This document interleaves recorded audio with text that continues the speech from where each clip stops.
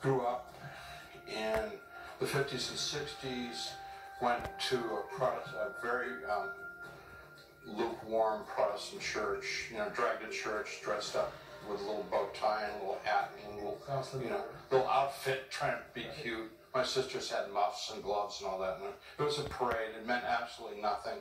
And the slapping and the yelling and the hitting from my father began in the parking lot after church.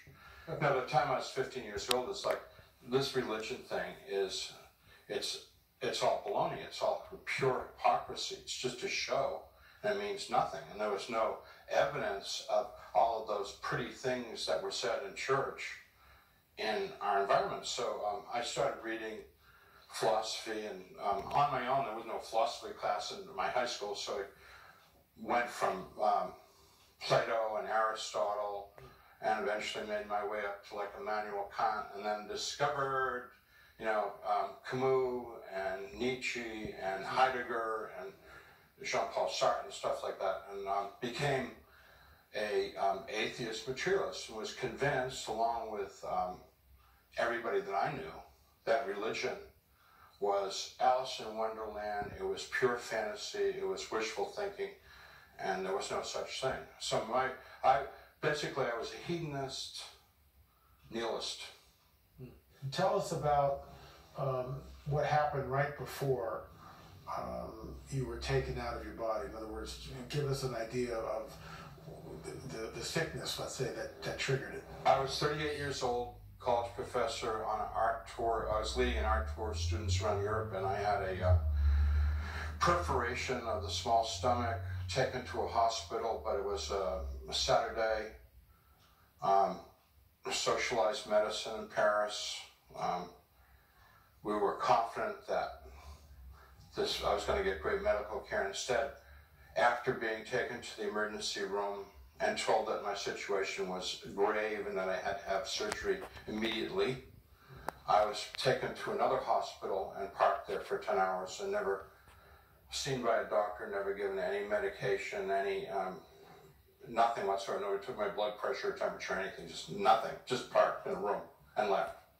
The doctors in the United States told me my situation was like having a burst appendix, not appendicitis. It was like having a burst appendix, and that my life expectancy was about 5 hours. So in 10 hours, I was in very bad shape. And this is because the acid in the stomach has leached into... Yeah, and so, to put it crudely, I was not only infecting myself, I was dissolving myself. Wow.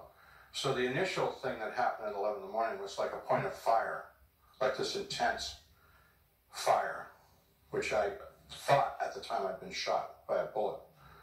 And that little point of pain, acute pain, became eventually, over time, over the hours, it became my abdominal cavity from my groin to my collarbone. Ooh.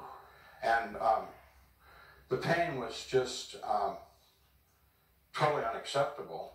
And one of the things that kept going through my mind is like, I kept thinking to myself, I thought that you went out when you had this much pain. Why am I conscious? Why, how can I possibly experience this much? Because and they weren't giving anything to... I got nothing. Wow. And so it's very annoying to me when people tell me I had drug hallucinations, because like I had begged and begged and begged for drugs, and because there was no doctor, they couldn't medicate me. So at 8:30 that night, this started at 11 in the morning, 8:30 at night, nurse came in the room and said they were sorry they weren't able to find a doctor, and they were trying to get one the next day, which would be Sunday. And I had been hanging on to life because I didn't want to die, because I knew that when you die, like I thought every intelligent human being in the whole world knew that when you die, end of story, it's over. You know, when you look at Roadkill, you don't see any little blue angel go floating off to heaven. I mean, it's like, you know, we're a biological organism. Our brain is electrical, chemical activity, and when it ceases, it's just like a movie, the end, you know, end of story. And 38 years old, I just thought, you know, life was just starting, I was just starting to, you know, get some success and fame, you know, in my own little world as an artist and stuff like that, you know, power. Life had been good for me. And so when she said that, I knew it was time to check out. It's time to, what I was doing basically was trying to breathe. As I agitated my diaphragm, trying to inhale, exhale, it intensified the pain. So breathing was very, very painful. And so I was trying to breathe with as little movement as possible. And so to me, letting go was to stop trying to do that and just not breathe anymore. And I knew that it was going to be very easy for me to die because I had been trying not to die for hours. And then if anyone's ever been there, then you know when you're dying. It's not like a mystery. It's not like, oh, what a surprise. You know, this was been going on for a very long time. So I closed my eyes and went unconscious. And what happened at the moment where you thought you were dead? I just went out, just gone. And then I awoke from that, and I was completely, utterly surprised because I was sitting next to the bed, and not only was the pain gone, which had been my total reality, but I felt more alive than I've ever felt before. And what that means is my touch, my taste, my smell, most particularly in my instance, my sight. Instead of seeing a 160-degree field of vision, I was now seeing a 360-degree field of vision, which I thought was like, oh, this is pretty cool. Rather than having like a certain depth of field, I saw like total focused clarity, far and near simultaneously. Everything was crisp, but that was also like the bottom of my feet. I could feel the texture of the floor as if I was caressing it with my fingertips. Huh. You know, I mean, all my senses. I could smell my roommate's body odor from 15 feet away, very strongly. So all your senses are heightened. Yeah, and I'm going like, whoa! I mean, what's happening? And then some bad things started to creep into my reality. And it's hard for people to understand, but relatively speaking, that was far more real than what I experienced as reality in this world. In the bed that I had been occupying, a figure that upon closer examination, I come to realize looks exactly like me. And it's very, very disturbing because I'm standing there looking at something inanimate that looks like me. So the only thing that I could conclude, and I knew this was too fantastic to be true, that they had made a mock-up of me, like a wax dummy. But the problem is that how could they have done that in such a short amount of time? Right? Okay, this is all mess. So I'm starting to yell at my wife, who's on the other side of the bed, still crying. And she has no reaction to me yelling at her. And I'm saying very crude things to get her attention. And very angry. So I decide that she is messing with me because it was very typical of her that when she wanted to reject me, to just ignore me. So I turned to my roommate, who was a very kind 68-year-old Frenchman, who had been very nice to us the whole day. And I'm yelling and screaming at him, the same non-reaction from him. I'm screaming in his face. His eyes are open, staring right through me as if I don't exist, which of course to him I didn't exist. But so I'm getting very agitated, very upset. The room is bright and lit, and I hear people outside the room calling me by name, and they're saying in perfect English, this is a French hospital, and so I thought this was very weird. They're saying, Howard, come on, hurry, let's go.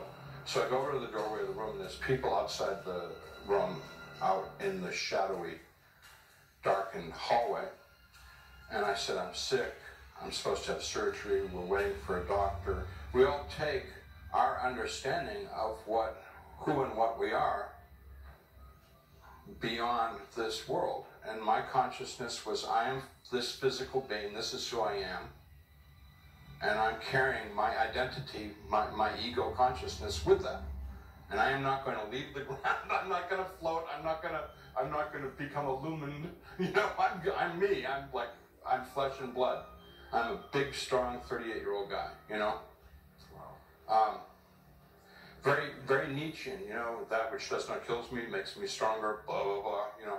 I was a shot putter. I mean, I could, you know, I was a good shot putter. I mean, I was like I was a bully. And I used that frequently, you know. So, the people shepherd me down the hallway, and we're going along, and I'm becoming aware that there's something really wrong with all this. Is just not right. Well, first of all, there's no more architectural features. Now, I'm aware that we're on the 4th floor of Cochin Hospital, but we never hit stairs. We never go up or down. We're just walking. No walls, no ceiling, just space and like. What did it look like when you say space? Was it like light that slowly faded into darkness, or what did that look like? That transition, can you recall? Shadowy, out of focus, very fuzzy, very indistinct, which was just the opposite of what I've been experiencing in the room, which was incredible detail and intensity of everything. And now everything is hazy and difficult to perceive. Very, very hard to even perceive the people who, as the atmosphere around us becomes darker and heavier, they become closer and closer and closer. So eventually we're bumping into each other and they're moving me on, pushing me on. Eventually it's so dark. When you say they, how many were they, what did they look like? How were they? Originally maybe 8 or 10, but in a while I'm aware that there's many, maybe dozens or hundreds. I mean, no, of course there's no way for me to count. There's a lot now. And I'm terrified because I don't know where we're going. This has gone on for a long time. And they're starting to say ugly things. And I'm getting pretty sure that this is no longer the hospital. I mean, we've gone way too far to be. We've walked out of Paris by now. We're gone. I mean, we're far away. I'm sure that they don't mean me well, and I know that there's no doctor or operation in my future, you know. And I said, I'm not going any further. I'm done. I'm going back, which was a bluff because I had no idea which way. I mean, back would be. I didn't know where I was. Darkness. And they said, you're almost there. And they started to push and pull at me. Well, I had played some football in high school, and I'd been a tough guy, and I'd been in some fights and stuff, and so I started to defend myself, pushing. So I'm like punching and, you know, and trying to fend for myself, but there's a lot of them. There could have possibly been hundreds and hundreds by now, but because there's a lot of noise, and one of the results of that is I can't be in a lot of noise, like at a football game and stuff. I have to like keep reminding myself it's okay. You know, I mean, it's like because I start freaking out. So in other words, let me understand something. If you're at a football game now and you hear that noise of a crowd, that sort of triggers the memory. Yeah. Yeah. Wow. So I'm fighting and they're winning, and it's in retrospect it's very clear that their intention was not to defeat me, because with all of them and one of me, if they wanted to defeat me, they could have just torn me apart and destroyed it. But that's not what they want to do. They were playing with me because they realized that they somehow were devoid of things that we would think of as human. They are human, but they were devoid of the things that we think of normally as human. They're devoid of compassion, devoid of love, devoid of feeling any kind of sympathy or interest in another person. And because of their own emptiness and their own torment, the only way that they could relate would be to want to bring someone else to their same place. Like if you're with a group of alcoholics or drug users, they want you to be high. I mean, nobody wants a sober person around, you know, when everybody's getting drunk, you know what I mean? Sure. You know, if you're in a football crowd, you can't just sit there and not cheer. Everybody's looking at you like, what's the matter with you? Aren't you enjoying the game? You know, I mean, and they wanted me to be one of them. And the horrible part of this is that I was one of them. I know that in many respects, they were my kindred brothers and sisters. Wow. And I was not a stranger to them or they to me.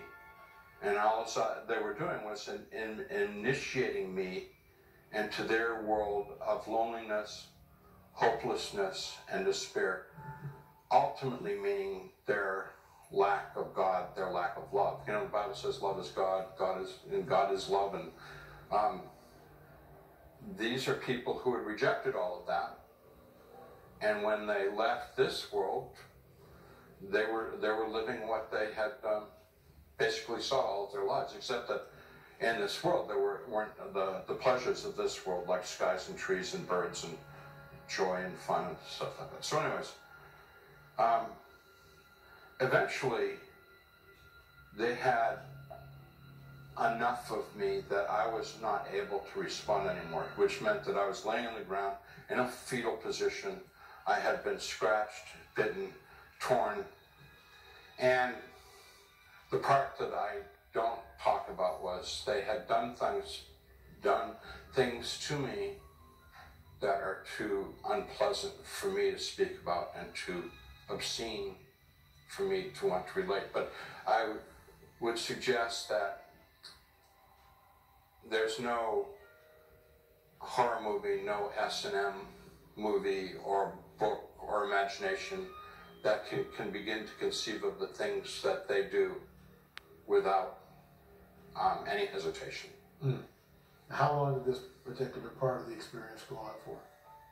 Forever and ever and ever. I mean, and what I mean by that is time without any way of measuring it.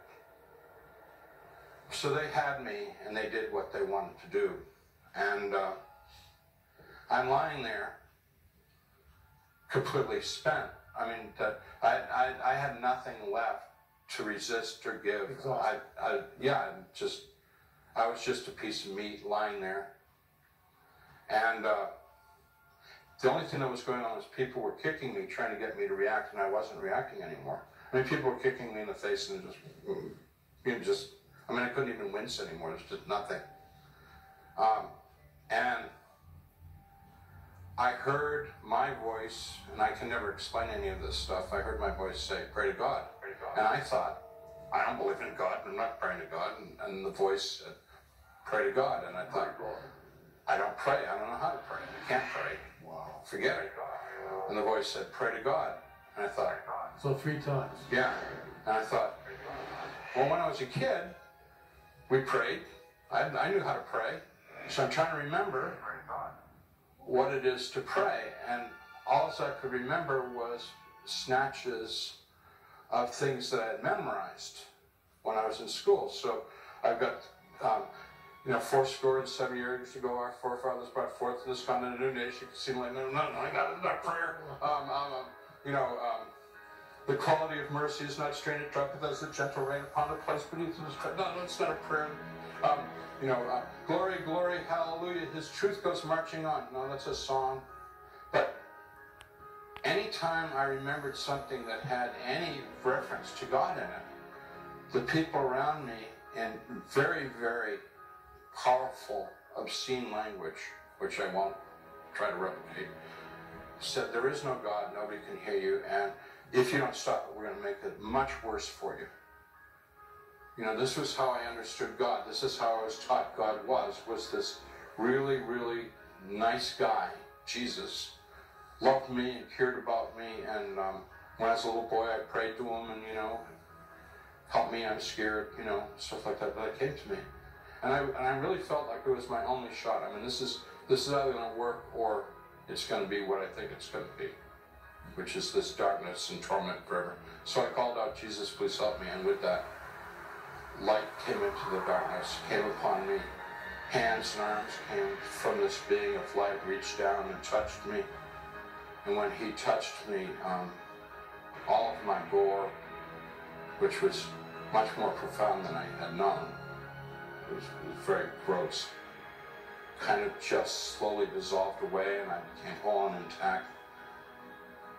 That was very secondary to what his touch did, which was internally, it filled me with his love, which is no possible way to describe that, because it's far more intense than any human experience of love. I mean, if I took my mother's love and multiplied it by 100 or 1,000 times, that might be somewhat like what his love was. And his hands went under me while I'm feeling this healing and love. and he lifted me up without any effort and embraced me, and he held me, and I just wanted to be held by him, because this may sound strange, but I also knew that he liked me very much. He didn't just, this love wasn't like this abstract, sentimental thing. It was like, he knew me, and he liked me, and he cared about me, even though I had been very, very mean to him for my entire adult life. And I was aware that I had utterly and completely rejected him. And that he was going, that's okay, it's okay. Don't worry about it. You know, it's like,